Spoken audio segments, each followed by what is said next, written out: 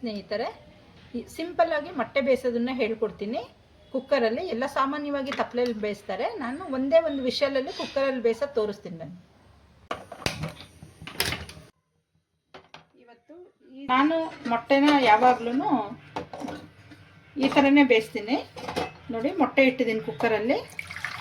ಮೊಟ್ಟೆಗೆ ಇಷ್ಟು ಮೊಟ್ಟೆ ಮುಳುಗೋ ಅಷ್ಟು ನೀರು, ನಿಮಗೂ ಗೊತ್ತಿರುತ್ತೆ ನೀರು ಎಷ್ಟು ಹಾಕಬೇಕು ಅಂತೇಳಿ. ಅದಕ್ಕೆ ಸ್ವಲ್ಪ ಸಾಲ್ಟು, ಹೈ ಉರಿಯಲ್ಲೇ ಒಂದು ವಿಷಲ್ ತಗೋಬೇಕು, ತಗೊಂಡು ಆರಿಸ್ಬಿಡ್ಬೇಕು. ಮೊಟ್ಟೆ ಚೆನ್ನಾಗಿ ಬೆಂದಿರುತ್ತೆ, ಬೇಗ ಈಸಿ ಆಗಿದೆ ಫ್ರೆಂಡ್ಸ್. ಮುಚ್ಚಳ ತೆಗಿತೀನಿ. ಒಂದು ವಿಷಲ್ ತಗೊಂಡಿದ್ದೀನಿ ನೋಡಿ, ಎಷ್ಟು ಸೂಪರಾಗಿ ಬೆಂದಿದೆ ನೋಡಿ. ನೋಡಿ, ಒಂದು ವಿಷಲ್ಲಿಗೆ ಎಷ್ಟು ಚೆನ್ನಾಗಿ ಬೆಂದಿದೆ ಮೊಟ್ಟೆ.